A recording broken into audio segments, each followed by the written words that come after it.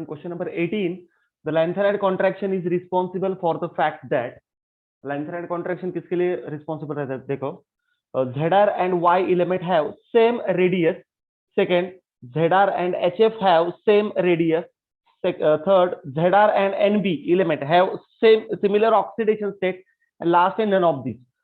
So in lanthanide contraction के बाद, okay, lanthanide contraction के बाद क्या होता है?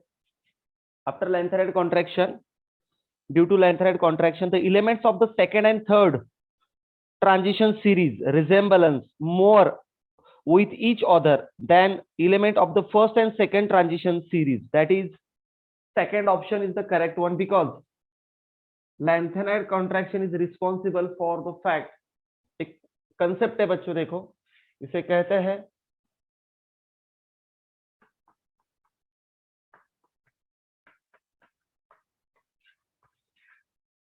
chemical twins. Okay, lanthanide contraction responsible है केमिकल ट्विंस कंसेप्ट के लिए, क्योंकि केमिकल ट्विंस मींस व्हाट?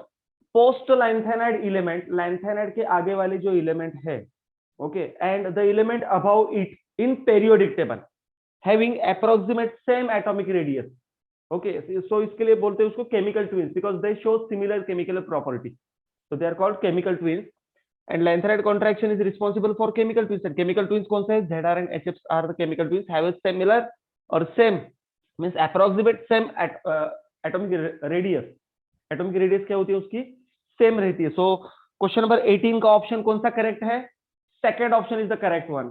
इस क्वेश्चन का डायरेक्टली लिंक किस कौन सी कंसेप्ट से है? Chemical twins.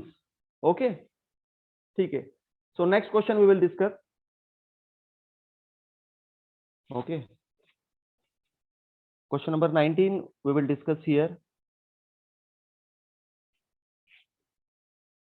देखो, क्वेश्चन नंबर 19 है which is not property of transition element. Transition element की कौन सी प्रॉपर्टी नहीं है? First, coloured salt interstitial compound and coordinate compound complex formation. So coloured salt तो होते हैं डी ब्लॉक एलिमेंट्स में. Transition elements means what? ये वाले elements means what? D block element. Okay, transition element में डी ब्लॉक एलिमेंट, सो उसमें तो coloured salt होते हैं. नेक्स्ट, इंटरस्टिशियल कंपाउंड भी तैयार करते हैं. Interstitial compound means non stoichiometric ratio between two elements या फिर टू और more than two elements. So interstitial compound भी तैयार करते हैं. कोऑर्डिनेट कंपाउंड कॉम्प्लेक्स फॉर्मेशन भी होता है. कैसे कोऑर्डिनेट कॉम्प्लेक्स फॉर्मेशन होता है?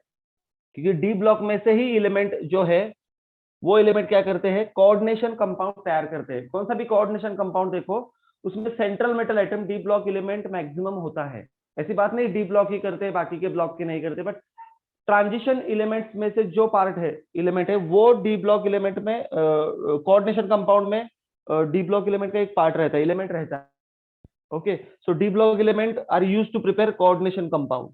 बट ये थर्ड वाला जो पॉइंट है, फिक्स वैलेंसी की बात की है यहाँ पर.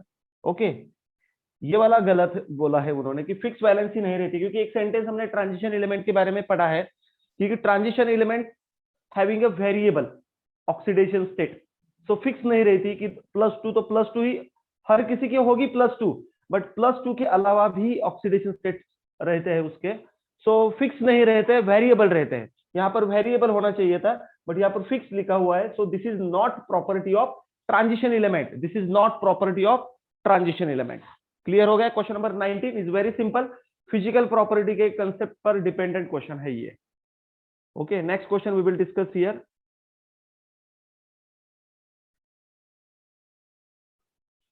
Okay, so question number 20 we will discuss. Which of the following statement is the true? True statement उन्होंने ढूंढने के लिए कहा है. True statement, correct statement regarding main cause of lanthanide contraction. So lanthanide contraction means what? In lanthanide atomic number 57 to 71 elements are there. Okay, in lanthanide atomic number 57 to 71 are there, पर actually lanthanide में 58 से ही start करते हैं, atomic number से start करते हैं, but doesn't matter. As atomic number increases in lanthanide series, okay, number of electron increases but number of shells are constant. So force of attraction between nucleus, proton and outermost electron increases. And one more factor is responsible for 4f जो shell है वो d shield है. D shield means poor shield है. Poor shielding effect है इसका, उसका ज्यादा cover नहीं रहता, diffuse shape of 4f, okay, orbital. तो वो क्या करते हैं, डी शील्डिंग इफेक्ट दिखाता है, इसकी वजह से फोर्स ऑफ अट्रैक्शन ज्यादा ही होता है। ओके, सो लैंथेनाइड कॉन्ट्रैक्शन के लिए responsible factor, poor shielding of 4f electron. Okay, ये इंपॉर्टेंट फैक्टर है। 4f जो शेल के इलेक्ट्रॉन रहते हैं, 4f शेल जो रहती है वो ऑलरेडी डिफ्यूज रहती है, डी शील्डिंग इफेक्ट इसे कहता है, कहते हैं, या फिर पुअर स्क्रीनिंग इफेक्ट भी इसे कहा जाता है, पुअर स्क्रीनिंग इफेक्ट। इस वजह से क्या होता है, फोर्स ऑफ अट्रैक्शन बढ़ जाता है न्यूक्लियस एंड आउटरमोस्ट इलेक्ट्रॉन में। सो क्या होता है, फोर्स ऑफ अट्रैक्शन बढ़ जाता है, तो एटॉमिक साइज ऑटोमेटिकली क्या होती है, एटॉमिक साइज स्टार्टिंग में बड़ी होती है, बट एटॉमिक नंबर 57 से लेकर 71 तक जब हम जाते हैं तो एटॉमिक साइज क्या होती है, कम होती है। सो इसे in lanthanide series atomic size decreases as atomic number increases, this is called lanthanide contraction. Okay, contraction means atomic size कम होना। so कम क्यों हो रही है, फोर्स ऑफ अट्रैक्शन है बराबर है, but 4f electrons are also responsible, क्योंकि उसका शील्डिंग पुअर है, फिक्स ऐसा स्ट्रांग नहीं है, इफेक्टिव नहीं है, poor shielding effect of 4f electron. So answer is the first option. Second, poor shielding of क्या है, 5d इलेक्ट्रॉन। 5d की तो बात नहीं करेंगे, इफेक्टिव शील्डिंग ऑफ 4f वो भी नहीं है, और लास्ट में effective shielding of 5d electron by 4f electron ये भी नहीं है। 4f इलेक्ट्रॉन, क्योंकि 4f शेल ही रहती है ना लैंथेनाइड कॉन्ट्रैक्शन में। इलेक्ट्रॉनिक कॉन्फ़िगरेशन क्या होता है लैंथेनाइड का general, xenon 4f 5d 6s, तो 4f इलेक्ट्रॉन रहेंगे ना अंदर, 5d थोड़े बाहर, 6s उसके भी बाहर रहेंगे। क्लियर हो गया? So first option is the correct one. Okay, very good. So this is the question number 21. Question number 21 is the when chromite ore, capital A, okay, is fused with Na2CO3, sodium carbonate, in air, in O2, product is dissolved in water. Okay, जो भी product बनेगा water में dissolve होगा, yellow solution B obtain, B compound तैयार होगा। Then B reacts with H2SO4, then compound crystal C will form. Okay, then C reacts with KCl, यहाँ पर sentence दिया है C reacts with KCl, then orange crystal D form. Okay, तो एक चीज है, देखो बच्चों, ये क्वेश्चन सिंपल क्यों है, सेंटेंस ज्यादा है इस पर, बट ये क्वेश्चन सिंपल क्यों है, मैं क्यों बोल रहा हूँ, क्योंकि ये जो सारे वर्ड है आपने सुने हैं। देखो, क्रोमाइट ओवर कहाँ पर सुना है वर्ड, या फिर ये वाला ऑरेंज क्रिस्टल, मीन्स इस तरह से आप जा सकते हो। तो क्रोमाइट ओवर, ऑरेंज क्रिस्टल किसके होते हैं, K2Cr2O7 के होते हैं बच्चों, पोटेशियम डाइक्रोमेट के। ओके, तो क्वेश्चन में सेंटेंस ज्यादा है, उन्होंने कहा है कि chromite over react with Na2CO3 then O2 product dissolved in water yellow solution. ठीक है, कुछ प्रॉब्लम नहीं, येलो सॉल्यूशन तैयार होता है यहाँ पर, और B reacts with H2SO4 then crystal C will form, C तैयार होता है।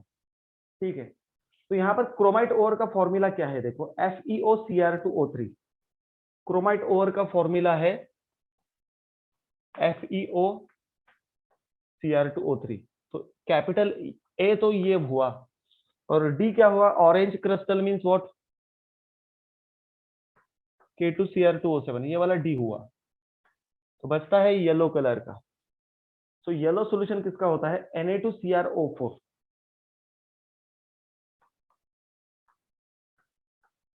ये वाला बी हुआ। ओके, बट जो KCl के साथ रिएक्ट होगा, ओके, KCl के साथ जो कंपाउंड रिएक्ट होगा, येलो सॉल्यूशन वाला Na2CrO4 है, बट Na2CrO4 H2SO4 के साथ रिएक्ट करने के बाद तैयार होता है Na2Cr2O7।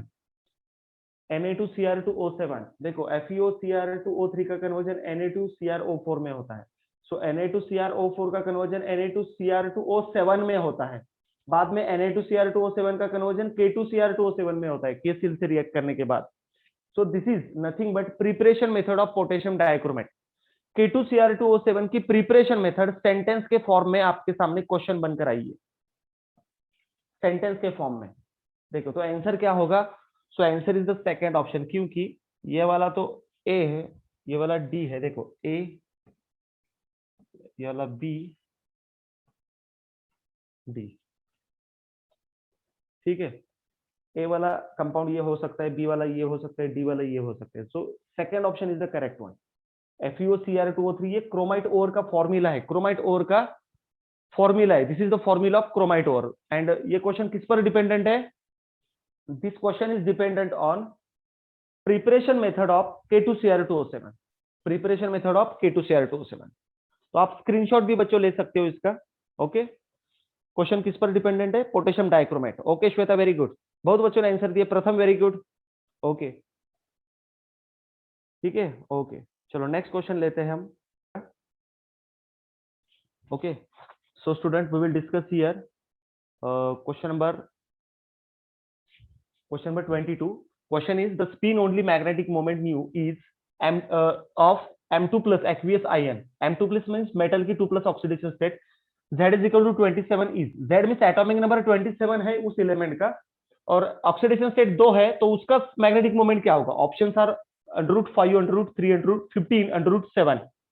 सो ट्रिक क्या है देखो, पहले तो उन्होंने एटॉमिक नंबर दिया z is equal to 27, means question 27 पर ही डिपेंडेंट होगा एटॉमिक नंबर पर, ऐसे नहीं बोल सकता मैं। आपको क्वेश्चन जब आएगा तो एटॉमिक नंबर शायद चेंज करेंगे, 21 रखेंगे, 22 रखेंगे, ओके कौन सा भी रख सकते हैं। तो आपको सॉल्व करना है 27 एटॉमिक नंबर किस एलिमेंट का है, तो कोबाल्ट का है। Okay cobalt 27, cobalt z is equal to 27। सो इसका इलेक्ट्रॉनिक कॉन्फ़िगरेशन क्या है कोबाल्ट का, ये भी इंपॉर्टेंट है। So argon 3d7 4s2, this is the ground state electronic configuration of the cobalt. Cobalt का बेसिक इलेक्ट्रॉनिक कॉन्फ़िगरेशन ये वाला है। सो ऑर्गन का क्या होता है 18 atomic number, so 3d7 4s2। But उन्होंने कहा है m2 plus ion. m2 plus ion means what, वो मेटल जो भी है 27 एटॉमिक नंबर वाला वो नहीं चाहिए, उसकी 2 प्लस ऑक्सीडेशन स्टेट वाला एलिमेंट चाहिए। तो कोबाल्ट नहीं चाहिए ओनली उनको, उसको चाहिए cobalt 2 plus, that is metal 2 plus. Metal में 2 प्लस चार्ज है, कोबाल्ट में 2 प्लस चार्ज है। तो 2 प्लस कैसे आएगा, ग्राउंड स्टेट में से 2 कट करो, लास्ट में से 2 कट करो। अगर कोबाल्ट 3 प्लस कहा गया होता तो आप करते यहाँ के 2 और अंदर का 1 इलेक्ट्रॉन, 3d6 हो जाता। कोबाल्ट 4 प्लस अगर पूछा जाता आपको m4 प्लस, तो आपको यहाँ पर 2 कट करने पड़ते, यहाँ के 2 कट करने पड़ते। ओके बट अभी बात की है उन्होंने 2 प्लस की, तो 2 यहाँ के इलेक्ट्रॉन कट करेंगे, 3d पर 7 इलेक्ट्रॉन आएंगे। सो डी ऑर्बिटल में 5 ऑर्बिटल रहते हैं डी में, तो 5 ऑर्बिटल में 7 इलेक्ट्रॉन फिलअप करने हैं, तो 1 2 3 4 5 6 7। सो अनपेयर्ड कितने रहे 3। सो अनपेयर्ड अगर 3 इलेक्ट्रॉन है, n is equal to unpaired electron, तो मैग्नेटिक मोमेंट का फॉर्मूला की ट्रिक क्या है देखो, मींस फॉर्मूला क्या है, spin only magnetic moment new is equal to √n into n plus 2 bm। bm means Bohr magneton. So ये वाला अनपेयर्ड इलेक्ट्रॉन का नंबर है वो वहां पर रखो n की जगह पर। So 3 into 3 plus 2, so square root 50, 3.87 तो आंसर आएगा। ठीक है बट उन्होंने ऑप्शन कैसे दिए, स्क्वायर रूट 15, तो आंसर कौन सा होगा, ये वाला आंसर होगा। सो इस ट्रिक से हम ये वाला क्वेश्चन सॉल्व कर सकते हैं। इस टाइप के मैक्सिमम क्वेश्चन आप सॉल्व कर सकते हो, बट आपको atomic number and electronic configuration correct आना चाहिए। इलेक्ट्रॉनिक कॉन्फ़िगरेशन की 3D सीरीज में इंपॉर्टेंट क्या है, क्रोमियम एंड कॉपर एक्सेप्शनली रहते हैं, 4s1 रहता है, वहां पर डी में इलेक्ट्रॉन कुछ और तरीके से फिलअप करते हैं स्टेबिलिटी के रूल से। ओके 4s1 इलेक्ट्रॉनिक कॉन्फ़िगरेशन रहते हैं, क्रोमियम एंड कॉपर। कोबाल्ट के बारे में नहीं, कोबाल्ट बाकी नॉर्मल एलिमेंट की जैसा ही बिहेव करता है यहाँ पर। So question number 22 we have covered. Okay तो स्पिन ओनली पूछा गया या फिर ओनली मैग्नेटिक मोमेंट भी पूछा गया तो आपको डरने की जरूरत नहीं है, उसका मीनिंग सेम ही है। क्लियर हो गया।